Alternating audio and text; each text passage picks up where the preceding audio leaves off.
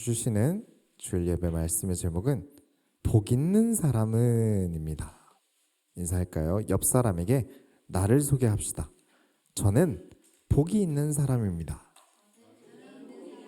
저는 복이 있는 사람입니다.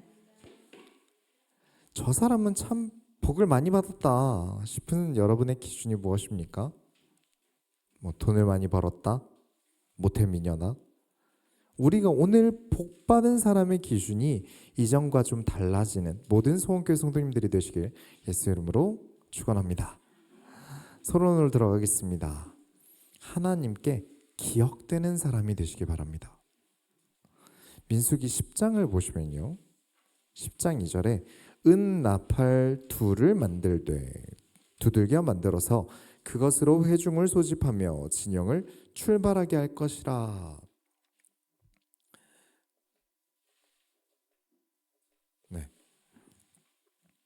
하나님께서 은나팔 2개를 만들라고 하세요. 이 나팔은 하나님께서 이스라엘 백성들을 회막으로 부르실 때 사용하십니다. 서로 두 나팔의 음이 다른데요, 나팔 2개를 길게 뿌 하고 소리를 내면 모든 이스라엘 백성들이 회막으로 모입니다. 나팔 하나만 길게 불 때는 최고 지휘관들만 모입니다. 그리고 특정하게 나팔의 음을 바꿔 부르는 형식이 있는데, 부르는 방식에 따라서 회막으로 모이는 게 아니라 진영이 동쪽으로 이동하기도 하고 남쪽으로 이동하기도 했어요. 이 나팔을 어디서 불렀을까요? 회막에서 불렀습니다. 누가 불렀을까요? 제사장들이 불렀습니다. 이스라엘은 무엇으로 움직이는 진영입니까? 하나님 중심의 진영입니다. 그래서 회막에서 시작해요. 우리의 진영은 회막에서 시작합니다. 회막으로 모이고 회막에서 출발하고. 우리는 하나님 중심의 진영. 진영 사진을 보여드리면 하나님 중심으로 언약궤, 언약궤 중심으로 회막, 회막 중심으로 레위지파, 레위지파 중심으로 이스라엘 백성들이 포진해 있어요. 하나님의 말씀으로 움직이는 진영. 자, 우리가 출애굽기 때 우리가 나눈 중요한 이야기가 하나님께서 너희는 무슨 나라가 되라? 제사장 나라가 되라.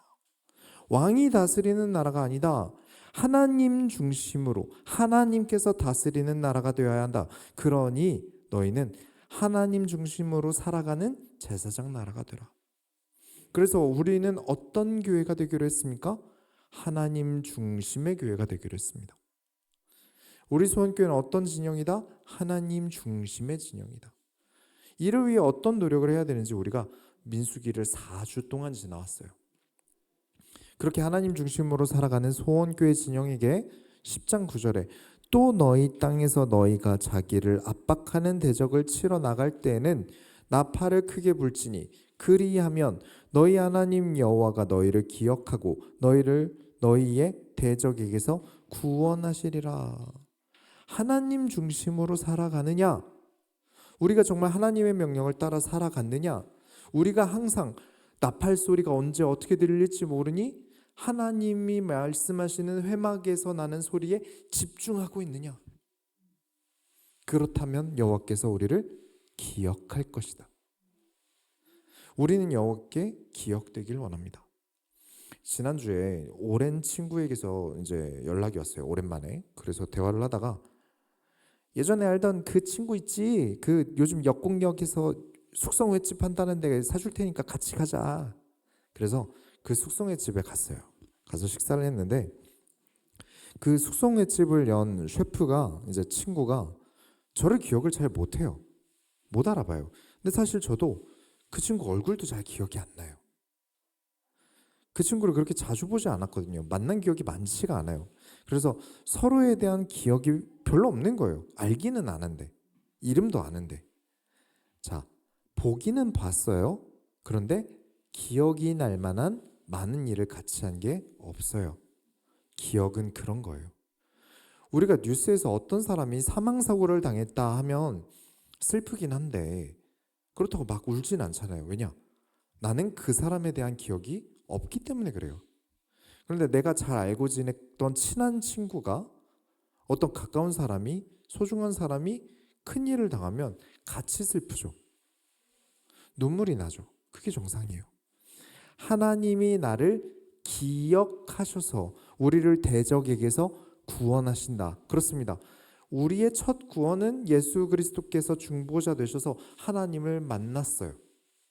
그게 첫 만남입니다. 그리고 이제부터는 우리의 삶은 여호와께 기억되기 위한 삶을 사는 거예요.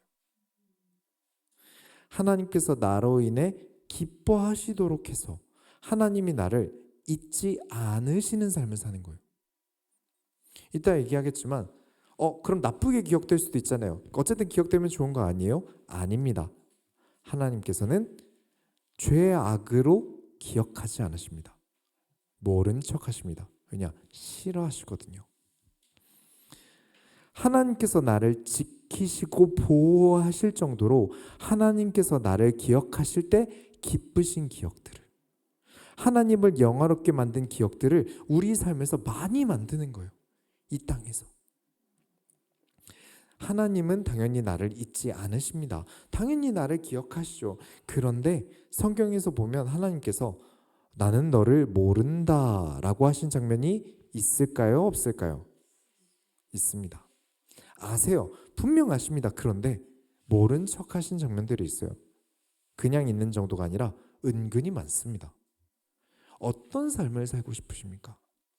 하나님 앞에 죄악을 저지르고 죄악을 덮어주면서 나 몰라라 하면 하나님께서 우리의 어려움에 대해서도 나 몰라라 하십니다. 왜냐? 죄악으로 남을 어렵게 한 걸 내가 모른 척 했거든요. 아니 목사님, 하나님은 사랑의 하나님이신데 하나님은 내가 죄악 중에 있었는데 하나님께서 나를 건져주셨어요. 그런 간증이 얼마나 많은데요. 네, 맞습니다. 하나님은 저도 죄 가운데서 건져주셨어요. 구원하셨죠. 그렇기에 우리의 삶은 달라져야 한다고요. 성화되어져 가는 삶을 살아야 돼요. 왜냐? 하나님은 공의로우신 하나님이세요. 하나님께서 나는 너 모른다 하셨던 장면들, 예수님께서 나는 너희를 모른다 하셨던 장면들이 왜 연출되었는가를 보셔야 돼요. 분명히 아시거든요. 구약에서는 구원이 정의되지 않았으니까 그렇죠.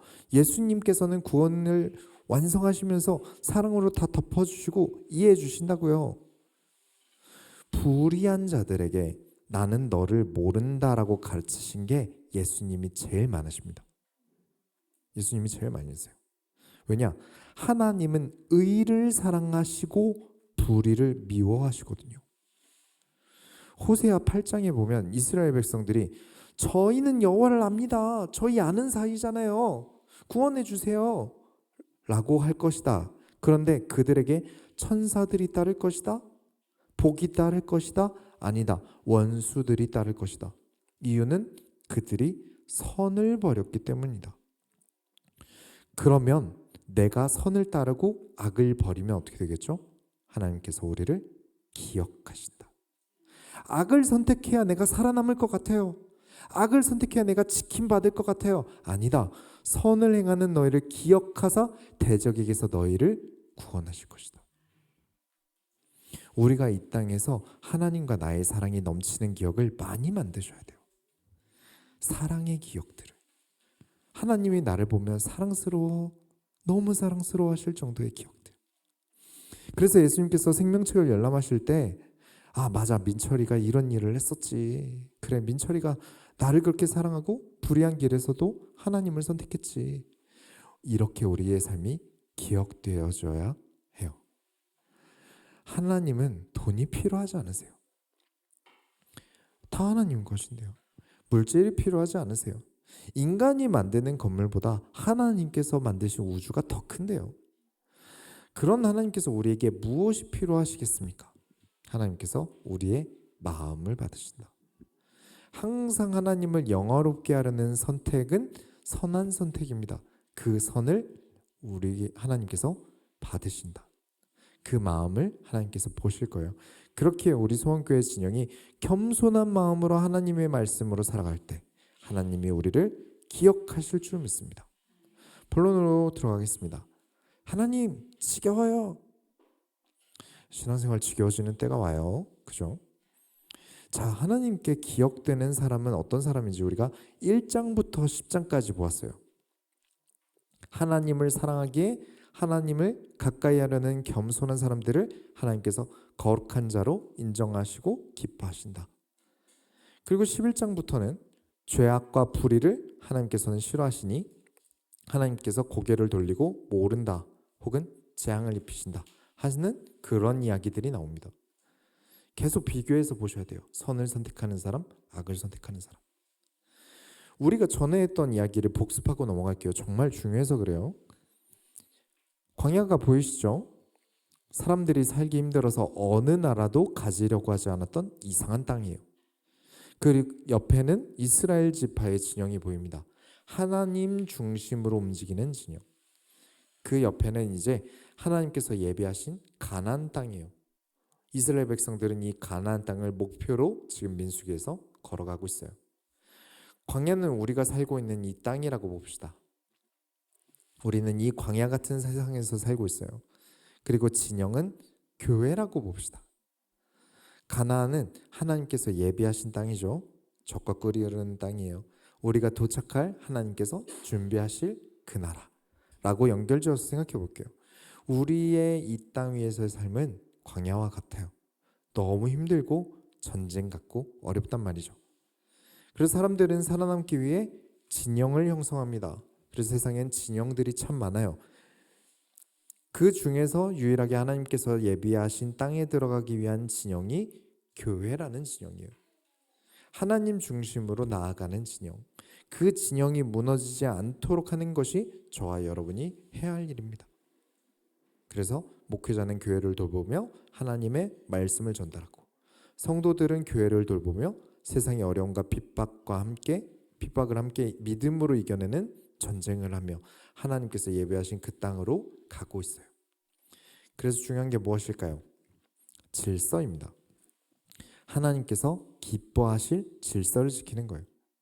내 마음대로 자유분방하게 하고 싶은 대로 막 살면 진영이 아닙니다. 진영에서 이탈시켜야 돼요. 질서가 있어야 진영입니다. 오만하고 교만한 자들은 하나님의 말씀보다 내 마음이 더 중요해서 질서를 무너뜨립니다. 그래서 우리의 광야 인생의 생존 전략은 무엇이다? 겸손합니다. 교만함은 단 한순간도 쓸모가 없어요. 항상 하나님 앞에 겸손해야 됩니다. 믿음의 결과가 무엇이죠? 이미 성경대로 답이 있어요. 믿음의 결과는 이것도 될 수 있다, 저것도 될 수 있다? 아닙니다. 믿음의 결과는 부자가 되는 걸까요? 아닙니다. 믿음의 결과는 큰 건물을 짓는 부동산 부자가 되는 걸까요? 아닙니다. 믿음의 결과는 순종입니다. 이를 두고 겸손히 하나님의 뜻을 따르는 선한 행위라고 정의하고 있어요. 11장부터 민수기 처음부터 다루었던 교만한 자들과 겸손한 자들, 이들로 인해 어떤 일들이 펼쳐지는지 저와 여러분이 계속 보아야 돼요. 총 36장까지입니다. 엄청 많아요. 이제부터 교만한 자들이 엄청나게 죽어나갈 거예요. 여러분에게 기억을 심고 계십니다. 이 광야 인생에서 생존 전략은 반드시 겸손합니다. 왜냐? 교만하면 죽는다. 어느 정도로? 전쟁에서 죽는 숫자보다 여호와께서 재앙을 내리셔서 죽는 숫자가 더 많습니다. 그래서 죽이신다라고 생각하기보다 교만함은 죽을 정도로 위험하다. 그만큼 경계하셔야 돼요. 그러니 앞으로 성경의 내용들을 막 잔인하고 나쁜 내용이다라고 읽지 마시고 잔인해, 난 이런 이야기 듣고 싶지 않아 라고 생각하지 마시고 당당히 마주하시기 바랍니다. 왜냐? 이게 우리의 광야의 현실이에요. 도망쳐서 도착한 곳에 낙원은 없습니다. 지금 이스라엘 백성들의 위치는 광야고 그들이 도달하기 위해 해야 하는 것은 전쟁입니다. 그러나 여호와께서 기억하시는 삶을 사는 자들은 그곳까지 무사히 도착할 줄 믿습니다. 그래서 우리가 서론에서 본 것처럼 하나님의 명령을 겸손히 따름으로 여호와께서 우리를 지키시고 기억하시고, 그래서 하신 말씀이 겸손하며 순종하는 자들아 너를 보호하시고 지키시며 평강을 주시기 원한다. 자, 이제 11장부터 보시면 시작부터 보세요. 11장 1절에 여호와께서 들으시기에 백성이 악한 말로 원망하매 여호와께서 들으시고 진노하사 여호와의 불을 그들 중에 붙여서 진영 끝을 사르게 하심에 시작부터 죽습니다. 11장 시작부터 백성이 그냥 원망한 게 아니에요. 악한 말로 원망하매 그래서 부르짖음으로 그 불이 꺼졌어요. 다행이죠. 큰 화재로 많은 사람들이 죽을 뻔했는데 그래서 그곳 이름을 뭐라고 하냐면 다베라라고 합니다. 뜻은 불이 붙은 곳이에요. 자, 오아시스, 강 옆에 불이 붙었다 정도도 큰 일인데 어디라고요? 광야에 불이 붙은 거예요. 어떤 의미인지 아십니까? 건조하고 덥고 짜증나고 화나는 곳인데 불까지 붙었어요. 나는 이게 하고 싶어. 나는 내가 원하는 대로 하고 싶은데 하나님이 뭐라고 하신 것도 마음에 안 들고 하나님 인도한 광야도 나는 싫어. 순종하지 아니하고 오만한 자리에 앉는 것은 안 그래도 힘든 광야에 그런 우리의 삶에 불까지 붙이는 거예요. 안 그래도 힘든데 불까지 붙이는 겁니다. 근데 우리가 사도행전을 우리가 오후 예배 때 하고 있잖아요. 우리 오후 예배 들으신 분들 알고 계시겠지만 마음이 찔리면 겸손한 자들은 무엇을 할까요? 회개를 하겠죠. 그런데 교만한 자들이 마음이 찔리니까 뭘 했죠? 이를 갈았습니다. 사람들은 자신이 틀렸다, 잘못되었다라는 것을 인정하고 싶지 않아요. 그래서 점점 뭘 하기 싫어합니까? 배우고 싶어 하지 않아요. 왜냐? 배움은 못한 것에 대한 지적의 연속이잖아요. 겸손함을 광야에서 배우지 않은 사람들은 내가 하나님께 교만한 모습을 보이면 안 되는구나. 그렇죠? 그렇게 우리가 겸손함을 이 불 속에서 배울 거예요. 그래 이렇게까지 불까지 난 거 보니까 그래 교만하면 안 되겠다 라고 배울 텐데 불이 나서 사람들이 죽어나가는 걸 봐놓고도 깨닫는 게 없어요. 이 불이 붙은 사건 뒤에 얼마 안 돼서 11장 4절부터 5절에 보면 그들 중에 섞여 사는 다른 인종의 탐욕을 품음에 이스라엘 자손도 다시 울며 이르되 누가 우리에게 고기를 주어 먹게 하랴. 우리가 애굽에 있을 때는 값없이 생선과 오이와 참외와 부추와 파와 마늘을 먹은 것이 생각나거늘. 오늘 저녁은 참치를 먹어야겠습니다. 자, 이스라엘이 출애굽을 할 때 이스라엘 백성들만 애굽에서 나온 게 아니에요. 이 안에는 이집트 백성 외에 다른 민족들, 다른 인종들이 다 섞여서 나왔어요. 우리도 이스라엘 백성이 되어서 하나님 나라의 백성이 되겠다 한 이방인들이 있었던 거죠. 시작은 그렇게 했어요. 그런데 하나님께 드리는 이 힘겨운 제사를 드리면서 겸손함을 배웠어야 되는데 하나님께 가까이 나가려면 내가 겸손해야 되는구나 배웠어야 되는데 계속 뒤에서 구경하던 자들, 그저 예배를 구경하던 사람들, 헌신하지 않고 방관하던 사람들이 무엇을 품습니까? 탐욕을 품습니다. 근데 이스라엘 자손들이 울면서 원망하기 시작해요. 하나님께서 이사야를 통해 하신 말씀이 오라 우리가 서로 변론해보자. 불만 있으면 말해봐라. 힘든 게 있으면 말해봐. 원망스러운 거 있어? 말해봐. 내가 너희를 만나줄게.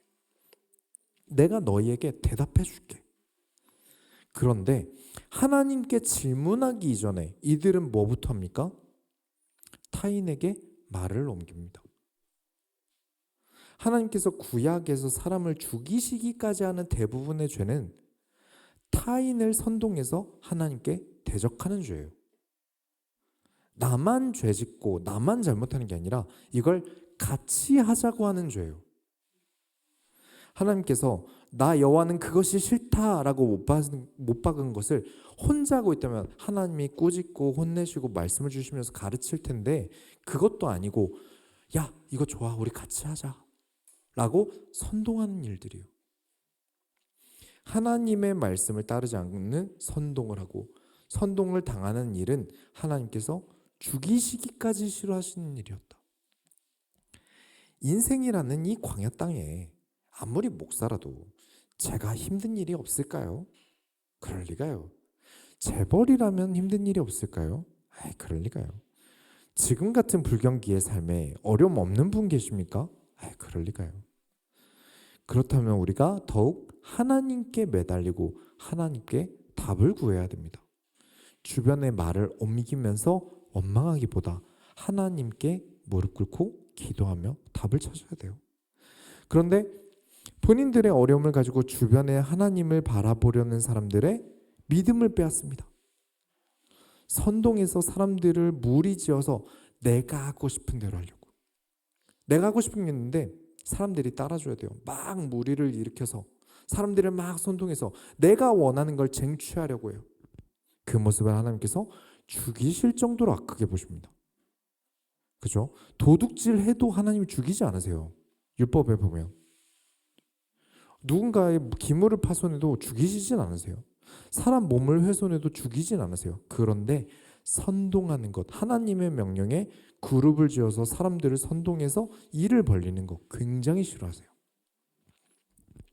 11장 5절부터 6절에 우리가 애굽에 있을 때에는 값없이 생선과 오이와 참외와 부추와 파와 마늘을 먹은 것이 생각나거늘 이제는 우리의 기력이 다하여 이 만나 외에는 보이는 것이 아무것도 없도다니 이것을 기역보정이라고 합니다. 언제 이집트에서 노예 생활할 때 모진 노동과 학대를 받으면서 굶어 죽으면 일을 못 시키니까 준 음식들을 가지고 값없이 먹었다는 표현을 씁니까? 그죠? 부려 먹으려고 준 거잖아요. 분명 그 노예 생활이 훨씬 더 힘들었어요. 우리는 구원받기 전이 훨씬 더 힘들었어요. 그런데도 선동을 당해요. 지금도 다를 바 없어요. 사람이란 게 2025년이나 출애굽한 이집트 백성이나 똑같습니다. 뭐 인종 뭐 막론하고 인간은 다 똑같아요. 구원받기 전에는 내 인생이 와 그러노 내 삶이 와 이러네 이러다가 구원받고 새 삶을 찾았는데 교회는 이게 문제고 신앙생활은 이게 문제고 아무것도 지나지 않으면서 교회는 이게 없네 저 교회는 저게 없네. 그럼 자기 혼자 생각하면 결국 하나님께서 가르치실 건데 자꾸 옆 사람에게 가족에게 인터넷에 자꾸 말을 옮겨요. 자, 여러분 만나가 무엇인지 아십니까? 지금 6절에 만나라는 게 나와요. 예전에 하늘에서 이런 체리 같은 게 떨어지는 그림으로 설명을 들으신 분들도 계실 거고 다들 상상한 게 뭔가 과일일 것이다 추측하는 분들이 많으시더라고요. 근데 이 만나가 무엇이었는지 가장 가능성이 높은 썰이 레카노라 에스쿨란테라는 건데 사진 보여드리면 좀 이상하죠. 만나라는 게 어떤 열매가 아니라 이 이끼 식물에서 나오는 액이 햇빛에 녹으면서 생기는 게 만나라고 보고 있어요. 이게 막 사막 바람이 거세서 바람에 날아다니기도 했답니다. 그래서 이게 막 날아다니다가 이렇게 툭툭툭 떨어지는 거예요. 그래서 이걸 가지고 과자처럼도 만들어서 먹고 삶아 먹기도 했고 여러 조리법으로 어떻게든 맛있게 먹어보려고 노력했는데 식물 정맥으로 조미료도 제대로 된 거 없이 계속 만들어 먹으면 결국 물리겠죠. 그래서 11장 10절에 백성의 온 종족들이 각기 자기 장막 문에서 우는 것을 모세가 들으니라. 이러므로 여호와의 진노가 심히 크고 모세도 기뻐하지 아니하여. 백성들이 웁니다.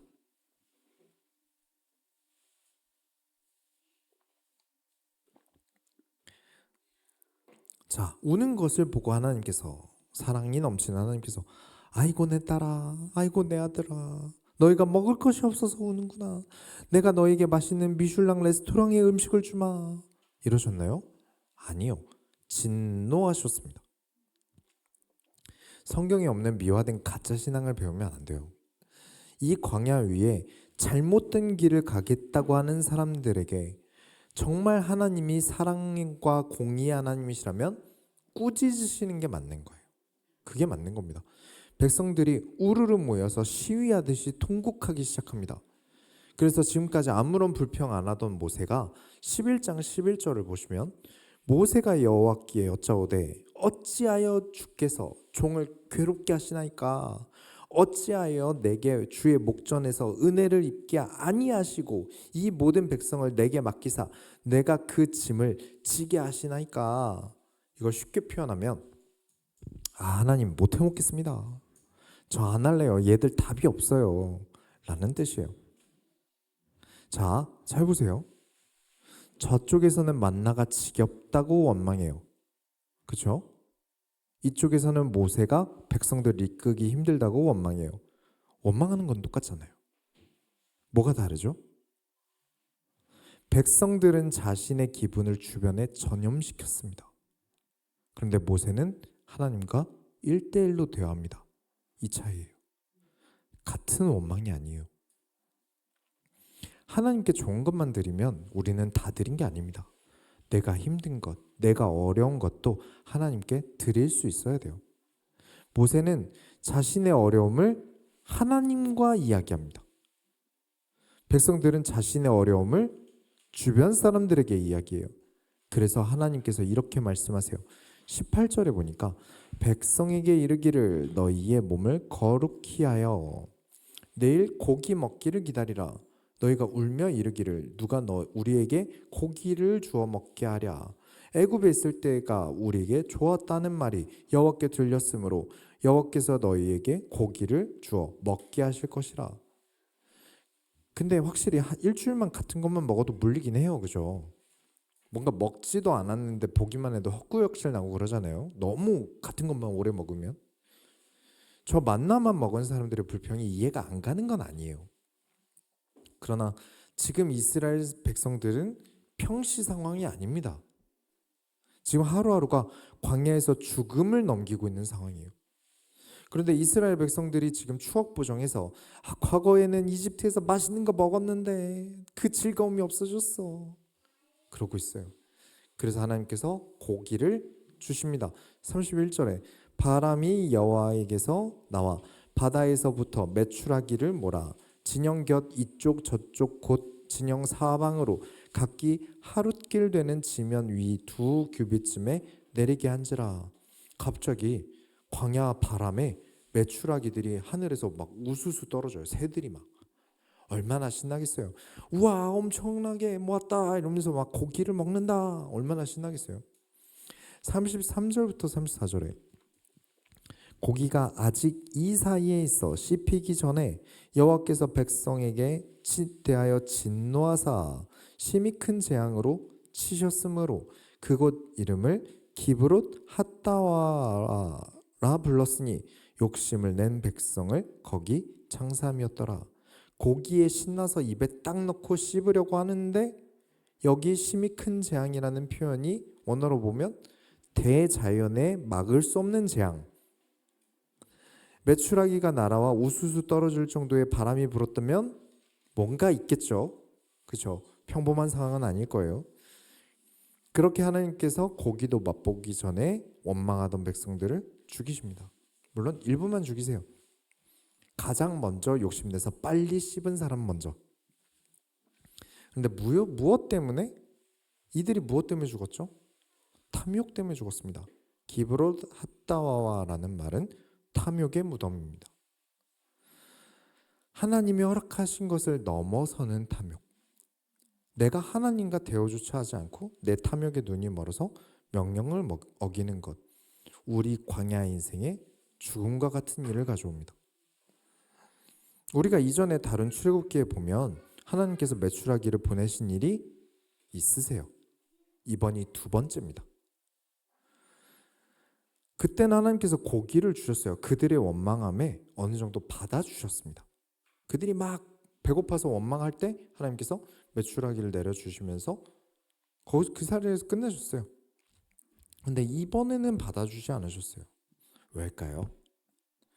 출애굽기 때 메추라기를 내려주셨던 때는 이들이 아직 제사도 배우지 못했고요. 제사장 나라가 된다는 언약 관계도 없었어요. 그러니까 하나님께서는 이스라엘 백성들이 잘 모르는 만큼 너그럽게 넘어가 주셨어요. 그런데 지금 민수기 상황은 다르잖아요. 하나님께서 얼마나 부지런히 가르치셨습니까? 하나님께서 레위기를 통해 하나님의 명령을 따라야 한다는 이유를 27장까지 가르치셨어요. 제사만 6개를 가르치셨어요. 율법은 세보기도 힘들어요. 그런데도 고기가 없다고 하나님께 원망하기를 사람들을 선동하고, 그리고 그 선동을 당하고, 악을 권유하는 죄와 그 악에 선동당하는 죄, 둘 중 뭐가 더 나쁠까요? 하나님 보시기엔 똑같습니다. 하나님께서 가르치셨음보다 사람의 말이 더 중요하게 느껴졌다는 뜻이니까요. 정말 오랜 시간 가르쳤는데 하나님의 말씀보다 주변 사람들의 선동질이 더 무겁게 느껴졌으니까요. 박수는 손뼉이 맞아야 납니다. 그래도 이 원망하던 사람들 중에 일부만 죽었어요. 거기다가 원망하지 않고 하나님께 겸손하던 사람들은 자신이 달라고 하지 않았던 메추라기까지 먹게 된 거고요. 그러니까 과거와 현재가 같아서는 안 됩니다. 우리는 더 나아가고 더 도전해야 돼요. 진짜 하나님 나라에 들어가는 진영은 항상 그래야 됩니다. 우리가 오늘보다 앞으로 더 하나님 앞에 성화되어져 가야 한다라는 그 경각심이 있는 진영이어야 합니다. 그래서 잘 배우지 못한 과거와 부지런히 하나님께서 가르치신 현재가 같아서는 안 돼요.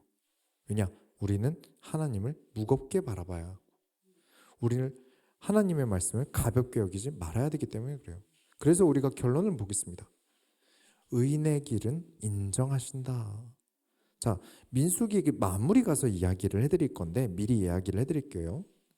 지금 이스라엘 백성들이 외부의 적에 의해 죽었나요? 아니죠. 내부의 악함으로 인해 죽었습니다. 진짜 적은 항상 내부에 있어요. 이스라엘 민족의 진짜 적은 가나안 땅이 적이 아니에요. 내부의 믿음의 결속을 무너뜨리는 악을 사랑하는 사람들이에요. 제가 시편을 묵상할 때, 그리고 시편을 강의할 때 가장 강조했던 시편이 뭐였냐면 1편입니다. 시편 1편이에요. 자, 시편은 이스라엘에 있던 노래들을 묶어서 책으로 만든 거예요. 여러분이 시편의 편집자라면 1편으로 뭘 넣으실래요? 기왕이면 유명한 왕인, 그죠? 이스라엘 최고의 아웃풋인 다윗 왕이 쓴 시를 1편에 넣지 않을까요? 아니면 똑똑하기로 소문난 솔로몬의 지혜가 담긴 시편을 1편으로 넣지 않을까요? 그런데 시편 1편은 누가 썼는지도 모르는 작자 미상의 시가 들어가 있어요. 책을 쓸 때 대부분 제대로 된 책이라면 맨 앞에 이 책을 이해하려면 반드시 알았으면 좋겠다 하는 내용이 맨 앞에 들어가죠. 이 시편을 편집한 편집장님이 시편을 정리하면서 든 생각이, 그래, 이 노래가, 이 시가 반드시 시편의 전부야. 이 시를 이해해야만 시편을 전부 이해할 수 있어 라면서 가장 앞에 두는 거예요. 그 내용이 무엇이냐면, 복 있는 사람은 악인의 꾀를 따르지 않는다. 죄인들의 길에 서지 않는다. 그들이 왜 악인을 따르고 죄인들의 길에 설까요? 그 모든 악과 죄에 대한 시작점이 어디라고 생각하십니까? 오만함입니다. 오만한 자들의 자리에 앉지 아니하고 오직 여호와의 율법을 즐거워하여 그의 율법을 주야로 묵상하는도다. 교만한 마음으로 오만한 자들의 자리에 앉는 사람들에 대하여 너희는 누구냐라고 하실 것이고, 하나님의 명령을 따라 살아가고 그 명령을 생각하고 그 명령에 대해 고민하는 자를 하나님은 기억하십니다. 그들이 복 있는 자들입니다. 하나님께서 기억하실 자들. 시편 1편 6절에 무릇 의인들의 길은 여호와께서 인정하시나 악인들의 길은 망하리로다. 그렇습니다. 시편은 1000년 정도나 걸쳐서 완성된 글이에요. 이 시편의 모든 내용들을 읽고 나니까, 그래, 악인의 길은 망하는 길이구나. 마치 광야에 불이 붙는 것 같이, 탐욕으로 인해 죽임당하는 것 같이. 그리고 의인의 길은 여호와께서 인정하신다. 우리가 잘한 일에 대해 뭘 받았다고 하죠? 인정받았다고 하죠. 그래, 너 참 잘했구나. 그래, 네 말이 맞구나. 그래, 네가 옳은 행동을 했구나 라고 하나님께서 의인의 길은 인정하신다. 여러분의 죽음 뒤에 그래 네가 살아온 길은 인정이야. 네 면류관들은 다 네가 인정받은 증거들이야. 사람들이 인정해주지 않을 수 있어요. 그러나 우린 여호와께 인정받고자 합니다. 그가 의인의 길을 인정하신다. 지금 세상 사람들은 우리의 진영에 대해 부족한 것을 보며 평가하고 인정하지 않을 수 있어요. 그러나 하나님 사람들이 여러분에 대해서 인정하지 않을 수 있어요. 그러나 성경을 지금까지 강해해 오면서 저는 믿습니다. 하나님은 의인의 길을 인정하신다. 반대로 하나님의 말씀과 전혀 상관없는 것들만 가르치고 말하던 사람들, 악한 것을 해도 괜찮다고 선동하던 사람들, 그리고 그 선동에 끌려 같은 길을 가는 자들의 길은 망한다. 우리 소원교회 진영은 여호와께서 기억이 많은 진영이 되시길 바랍니다. 하나님께서 여러분에 대한 기억이 많게 되길 바랍니다. 하나님과 여러분 사이의 에피소드가 아주 많은 진영이 되길 바랍니다. 우리 소원교회 진영이 걷는 믿음의 삶을 하나님께서 기억하실 때 좋아하신 기억들이 너무 많아서 우리를 기뻐하시길 예수 이름으로 축원합니다. 하나님 감사합니다. 악인의 길은 어떠한지, 의인의 길은 어떤지 오늘도 보았습니다. 하나님, 우리가 하나님께 인정받는 의인의 길을 걷게 하여 주옵소서. 그게 진짜 복임을 깨닫게 하여 주옵소서. 살아계신 예수 그리스도의 이름으로 기도드렸습니다.